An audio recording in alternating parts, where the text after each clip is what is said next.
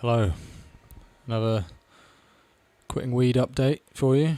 I waited a little while longer before this one because I thought it'd be a bit crazy to do them like every 2 days. It's a limit to how much information I can give. So yeah, this is roughly 4 weeks. I uploaded those other videos a couple of days after I filmed them, so I don't know the exact day that I quit. It's been basically 4 weeks. And yeah, it's still been really, really good. I would highly recommend it. I feel definitely more energetic. I can retain information more easily. I can focus on things more easily. Exercise is improved. Like I do a lot of late night exercise now, which I don't know is necessarily a good habit per se. Like it's probably better if I did it a bit earlier. But still, I don't think I would have really done that before. I did sometimes exercise a little bit when I was stoned. I would do like push-ups and stuff, but yeah, it's easier. All the benefits I've gotten from it, they're all things that, all the things I'm doing now, they're all things that you can do when you're stoned. It's not that it's impossible. It just, I think, becomes easier, or for me at least, it's become easier. I know for some people it's different, and there are certain tasks that some people find much easier to do when they're stoned, but for me, at the moment, it's easier to exercise, it's easier to stay organised, it's easier to write. I've been writing like crazy on this book. Again, the only possible downside I would say is maybe I'm not as interested in making music, but I just don't think I would be at the moment anyway, because I haven't really got the time or financial freedom to focus too much on what has mostly been a kind of financially fruitless endeavour for me. So, and I think because my life has changed, I've had to kind of push that to the side a little bit temporarily. And that in itself, the fact that my life has changed a lot right around the time I quit weed, just before, it does make it a bit difficult to assess, how much of this is from quitting weed and how much is just because I've had to undergo a lot of lifestyle changes in general. But yeah, that's the only thing, and I wouldn't even call that a negative, to be honest, because I don't think music should be a number one priority for me right now anyway. I kind of have to sort my life out a little bit, and I have to finish this book, which, by the way, will relate to this channel. So if you've enjoyed any of the content on this channel, stay tuned. I'll be sharing the book very soon in these videos, and promoting it with these videos. And I'm going to start an Instagram page for all of that stuff soon. Also, if you enjoy any of these videos, please like and subscribe. Obviously, it goes without saying, but please hit like on all of the ones you've enjoyed, because that helps me place higher in the algorithm. And, if you feel like it, just leave the video on. Let it play all the way through, even if you don't feel like watching all of it. No one's going to know. No, I don't know if I'm allowed to say that, actually. Don't do that. It's bad. It was a joke. It's part of a comedy sketch. So it's been very good. What I haven't had, I have times at the moment where, I'm sure you know the feeling, you get into bed, you lie down to go to sleep, and because you've been so busy all day, all of your negative thoughts come rushing in right as you're about to try and sleep, and suddenly you're like evaluating your whole life and remembering all these things you've done throughout the day, or all these things that have hurt your feelings and all these bad things that have happened. They start pouring into your mind, and it's like really intense, and you can't sleep. I think it's one of the number one causes of insomnia is, anxiety and sort of despair at your own life. And that I still have that, don't get me wrong, I definitely still have that, but I remember before it would be so bad,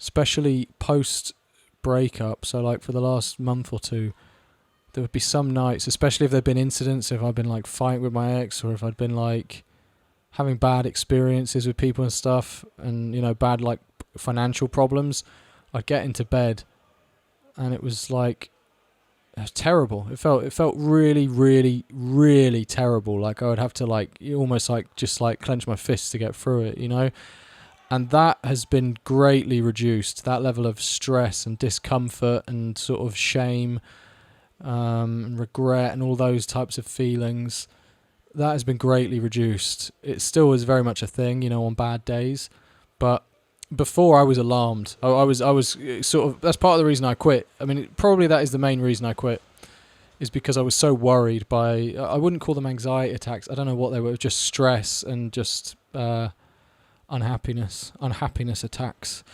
I was concerned by them. They were like really quite brutal, and I'm used to things like that, but it was, like, it was mad. And yeah, so that's a lot better. Obsessing over social things, social anxiety and all this, that's a lot better. Most things are that I don't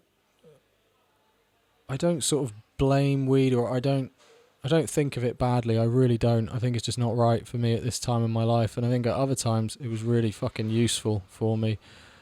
And I think it was good to keep a bit of a lid on me before, but now I don't have a choice. I need to be at 100% all the time, every day. I don't have any room for failure or for laziness or for, getting anything, let's say for getting anything wrong, but I don't have room for slacking or for being vague or for not being completely clear about what's going on and what I'm doing. So it wouldn't be a good time for me to be smoking weed all the time. Plus, I don't have any fucking money. So, yeah, it's very good in that respect. My appetite is, it's actually a lot bigger than it was because I was smoking a lot of tobacco with the weed before. And in the early part of the day, I'd smoke a bunch of spliffs before eating, and I do intermittent fasting anyway.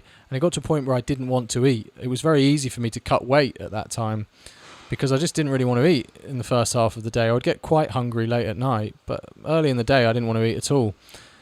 And I think that's the tobacco makes you feel, the tobacco stops you feeling hungry.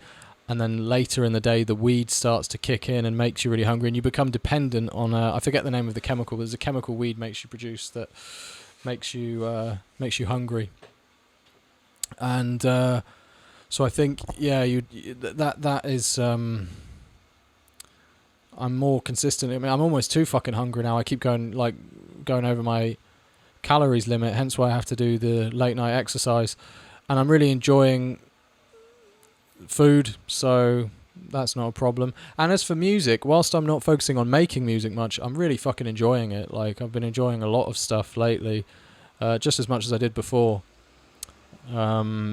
Especially when I go to work out, like I listen to stuff and it's like, yeah, really, really enjoyable.